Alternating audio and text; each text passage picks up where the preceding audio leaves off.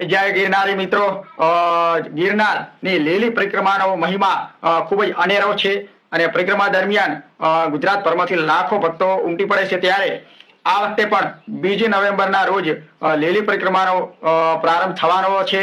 ત્યારે ગીરની અંદર 4 દિવસથી પડેલા વરસાદને કારણે લીલી પરિક્રમા રૂટ પરનો જે રસ્તો છે તે ધોવાઈ ગયો છે, નુકસાન થયું છે, કાદવ કીચડ છવાયો છે. ત્યારે જૂનાગઢના કલેક્ટર વહીવટી તંત્ર દ્વારા સૂચના આપવામાં આવી છે અને 30 અને 31 તારીખના રોજ હેવી રેઇન એટલે કે ભારે વરસાદની આગાહીના પગલે સુરક્ષાને ધ્યાને લઈ અને કલેક્ટર દ્વારા સૂચના આપવામાં આવી છે કે 31 તારીખ પહેલા કોઈ ભક્તોએ જૂનાગઢ ખાતે પહોંચવું નહીં કે પરિક્રમા રૂટ પર પ્રવેશ કરવો નહીં.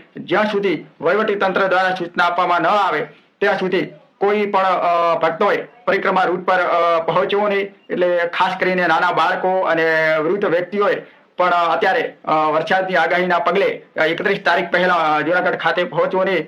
31 તારીખ બપોર બાદ વહીવટી તંત્ર દ્વારા વાતાવરણ અનુકૂળ હશે તો સૂચના આપવામાં આવશે અને ત્યારબાદ નિર્ણય લેવામાં આવશે અને હજુ 2 નવેમ્બરના રોજ ચાલુ થવાની છે. એટલે જ્યાં સુધી સૂચના ન મળે ત્યાં સુધી 31 તારીખ પહેલા કોઈ પણ ભક્તોએ જૂનાગઢ ખાતે વહેલા પહોંચવું નહીં. જય ગિરનારી.